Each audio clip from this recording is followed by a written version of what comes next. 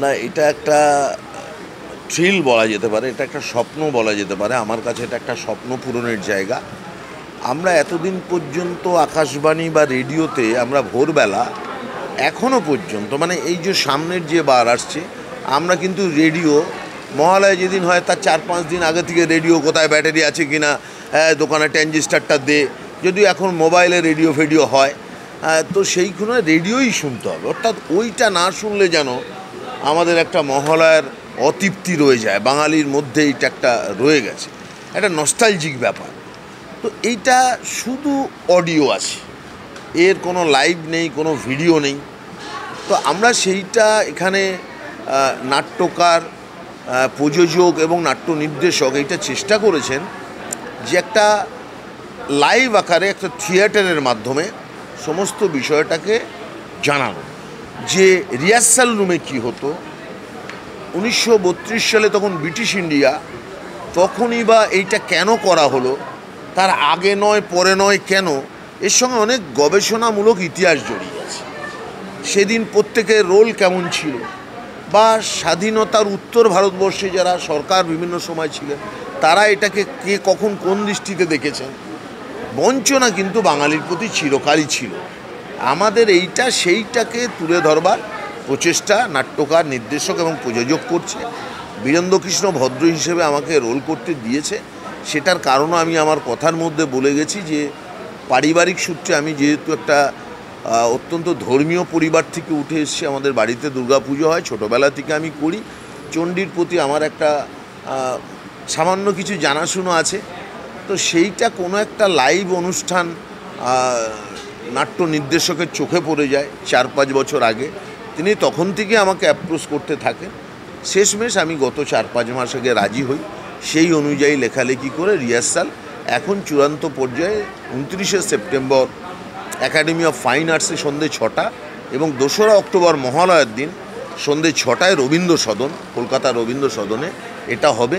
এরপরও বহু বুকিং আমাদের হয়েছে, আমরা সেই কথা নির্দেশক আর বলছেন না, সেই ডেটগুলো উনি অলরেডি আমাদের কাছ থেকে নিয়ে নিয়েছেন। আমরা মনে করি যে এটা সারা বছর ধরে মানুষ দেখবেন।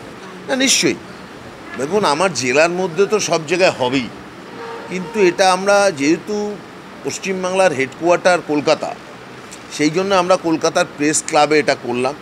না হলে এটা যদি বারাসাতে করতাম, আমি আমার বারাসাত প্রেস ক্লাবে বা বারাসাত আমার অফিসে বা তথ্য সাংস্কৃতিক দপ্তরে, সেটা যেন মনে হচ্ছে কোথাও একটা জেলা ওরিয়েন্টেশন। কিন্তু এই জিনিসটাকে তো আমরা জেলার মধ্যে রাখতে চাইছি না।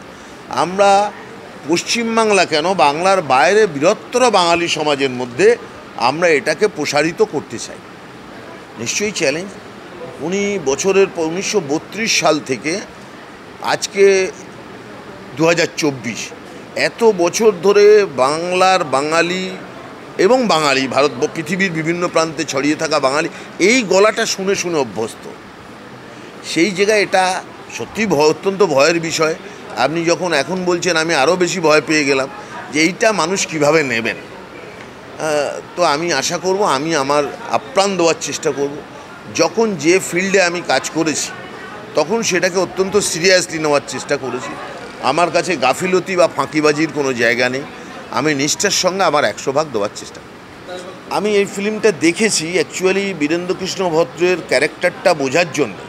আমি সুভাষিস বাবুর বীরেন্দ্রকৃষ্ণ ভদ্রের রোল করাটা আমি দেখেছি, কিন্তু ওখানে সংস্কৃতের শ্লোকগুলোকে ব্যবহার করা হয়নি। ওখানকার সিনেমার যিনি প্রযোজক বা নির্দেশক এগুলোকে ব্যবহার করেন। আর এখানে কিন্তু বীরেন্দ্রকৃষ্ণর স্তোত্রপাঠও ব্যবহৃত হয়েছে, যেমন তেমনি বাংলা গদ্যপাঠও একইভাবে ব্যবহৃত হয়েছে। দেখুন, মহামতি গোখেল বলেছিল, what's Bengal thinks today, rest of the India thinks tomorrow. এই নাটকটা বোধহয় সেই কথাই বলছে। এটা নিয়ে তো প্রতিবাদ চলছে। দেখুন, প্রতিবাদ আমি না বলে নেই, আমি একটা কথা বলে নেই, প্রতিবাদ চলছে, প্রতিবাদ চলবে। সমাজের প্রয়োজনে, সুস্থ সমাজের প্রয়োজনে মানুষকে কোনো ঘটনায় প্রতিবাদী হতে হয়, সেটা হচ্ছে না। আমরা আমাদের স্পেলে করছি, যারা করছেন তাদের স্পেলে করছে। প্রতিবাদ করাটা নাগরিকের অধিকার, রাজনৈতিক দলগুলোর অধিকার, তারা করছেন, ভবিষ্যতেও তারা করবেন কোনো ঘটনা।